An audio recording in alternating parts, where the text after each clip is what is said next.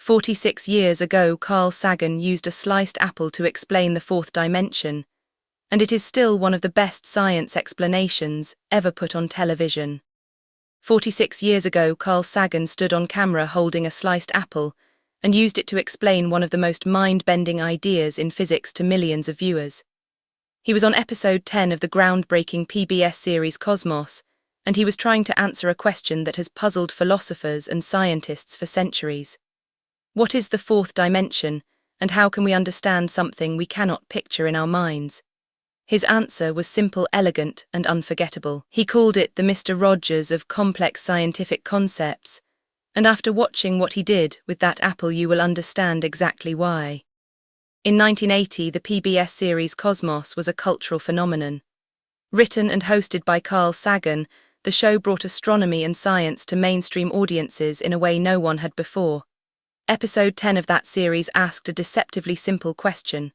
Physical space can be measured in height, width, and depth. What is there beyond, or in addition to those three dimensions? Many of us have commonly heard of time being considered the fourth dimension. That is not so hard to understand, because to locate an object in the universe, you need to know three dimensions of its spatial location, and also the time during which it exists. But there is also a more theoretical and harder to understand place, where all four dimensions are spatial.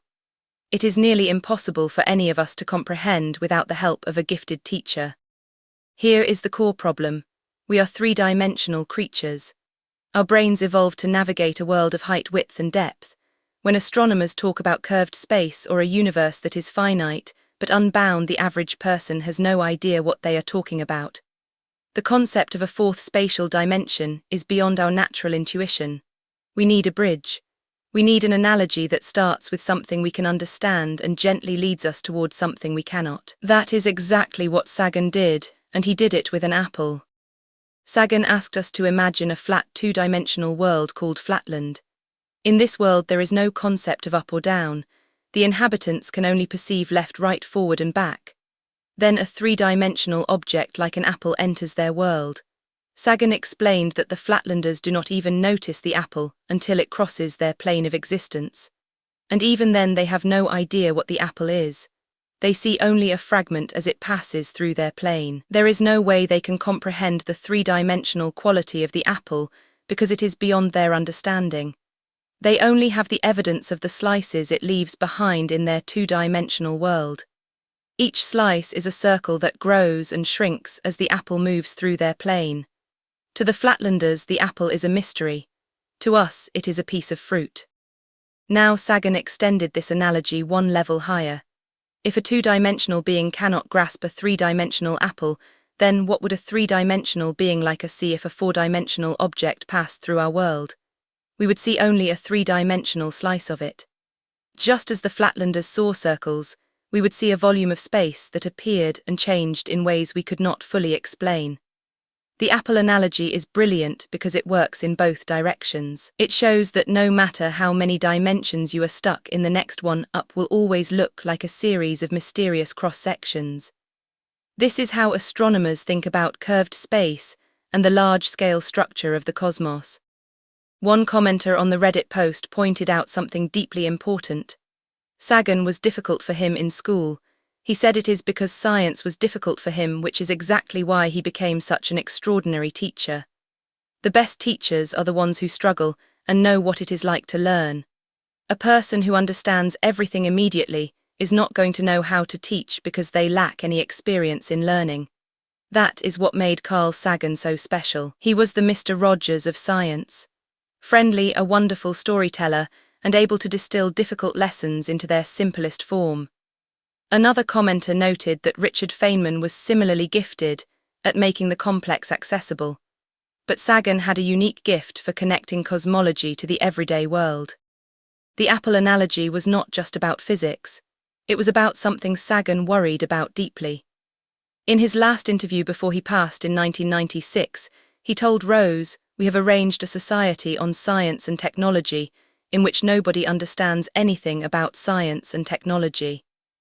This combustible mixture of ignorance and power sooner or later is going to blow up in our faces. He said, who is running the science and technology in a democracy if the people do not know anything about it? The Apple explanation was his way of giving ordinary people the tools to understand the world around them. He wanted us to be able to question those in authority and to distinguish between what feels good and what is true. A commenter quoted his foreboding of an America in my children or grandchildren time, when awesome technological powers are in the hands of a very few, and no one representing the public interest can even grasp the issues when the people have lost the ability to set their own agendas or knowledgeably question those in authority. Every time someone watches one of Sagan's clips from Cosmos, they feel like a curious toddler again. He had such an amazing way of making difficult topics so easy to understand that it feels like magic. That is the mark of a truly great teacher. He did not just convey information. He changed the way people think about the universe and their place in it. 46 years later, that episode about the fourth dimension, and the Apple is still being shared and still being watched. The Upworthy article that brought this clip back to attention was written by Todd Perry, and it reminds us that Sagan remains one of the greatest science communicators who ever lived. He showed us that the universe is not just something we study. It is something we can feel wonder about, and sometimes all it takes is an apple to open our eyes to dimensions we never knew existed. If you want to watch the full Carl Sagan Apple explanation from Cosmos episode 10, you can find the direct video on YouTube. Sagan showed us that the universe is full of wonders waiting to be understood, and he gave us the tools to see them. Thank you for watching Orbit Reports, and I will see you in the next one.